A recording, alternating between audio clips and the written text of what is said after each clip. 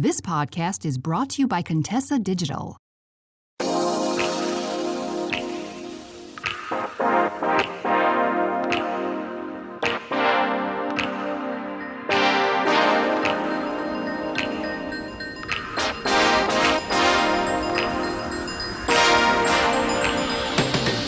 If you are watching this, this is your sign that it's time for you to be more of a witch with a capital B. So, my name is Keshia Rice, and if you've never tuned in before, I am a dating coach and hypnotherapist. I help ambitious women learn how to heal their unhealthy relationship patterns so that they can attract cherished, happy, satisfying love. And we're talking about the fact that, again, if you are a good girl, you most definitely will finish last in life. And I don't mean this in a mean way, but it is really important that we get rid of this stereotype, this myth that society keeps putting onto women that if they put everyone else in their lives before them, eventually those people will return the favor and make them happy. That is not how it works.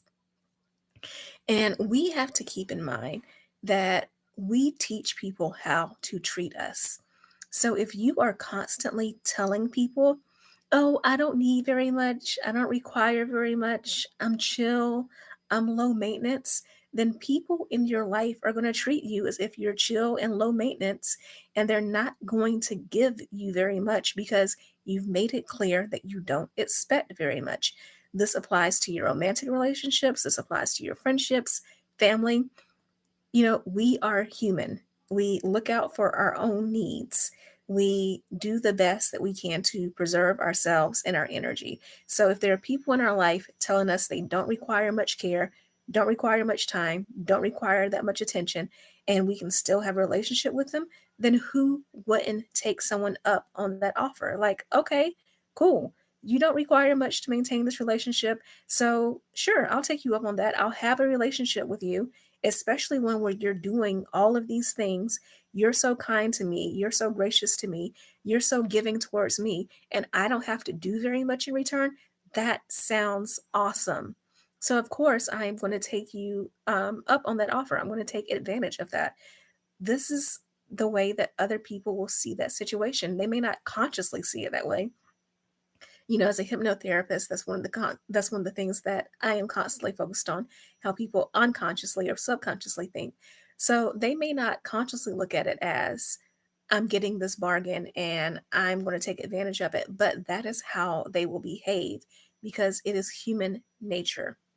So instead of looking for some reward at the end of a magical rainbow that doesn't exist because you think that your suffering is going to make it where you deserve better treatment eventually, sometime in the future, that if you constantly put up with people's shenanigans, eventually they'll say, oh, wow, she is so great. She has put up with so much. Therefore, we need to give back to her. It's not going to happen.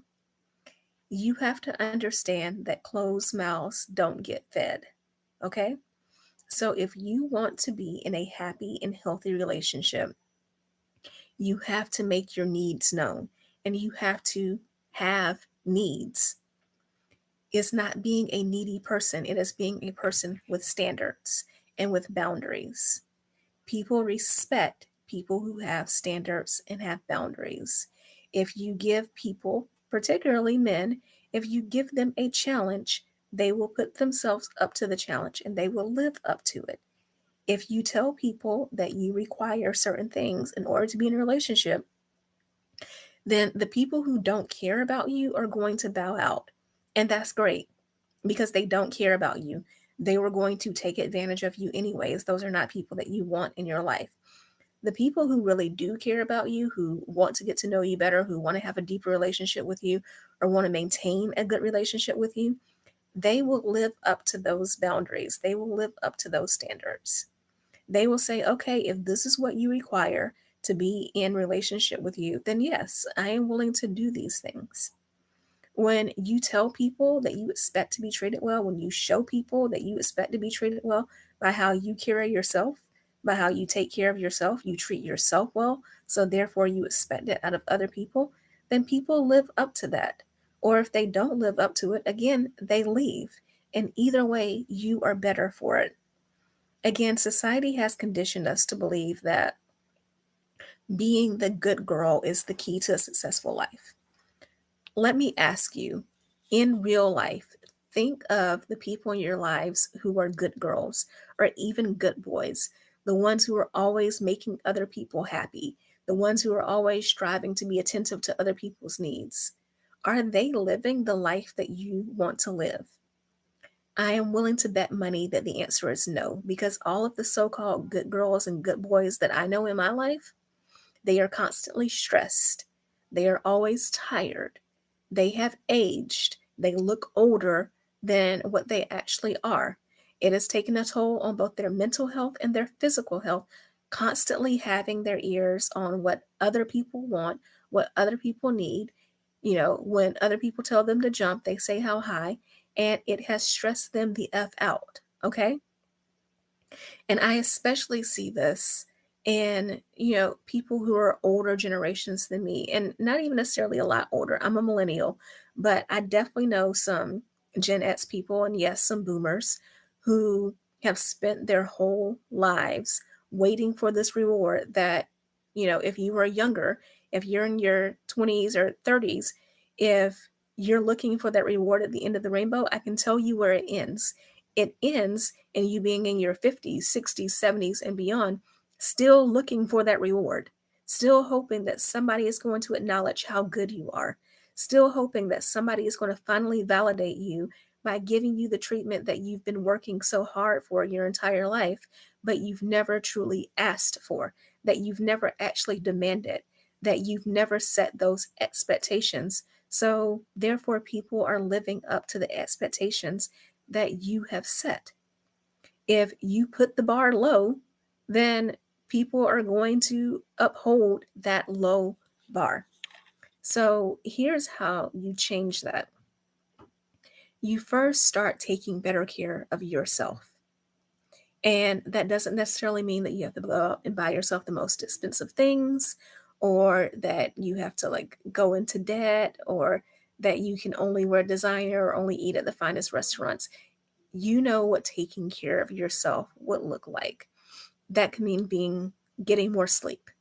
It can mean, looking your best when you leave the house. Again, doesn't have to be the fanciest or designer, but wearing clothes that aren't wrinkled, taking the time to iron or steam your clothes. It means taking the time to make sure that your hair is presentable. You don't necessarily have to put on a whole bunch of makeup or anything, but take care of your skin. Wear sunscreen, use a moisturizer, but do these little things to take care of yourself. Give yourself the mental health breaks that you need. Give yourself rest when you need it. And you'll notice that as you start to do these things, you will feel better. As you treat yourself better, other people will treat you better as well because they see that you have a standard for yourself, right? So once you show that you have the standard in the way that you take care of yourself, in the way that you treat yourself, then start setting these boundaries and standards with other people. Let people know what is and what isn't acceptable. For example, I like to get my rest. So I tell family, friends, whatever, that, hey, it is a boundary of mine that I don't take phone calls past a certain period, past a certain time at night. No text messages or anything either. And yes, when I first set that boundary, people tried it. People tried to still call me, or they would text me and say, I know you said that you'd be in bed by this time, but I'm texting you to see if you're up instead.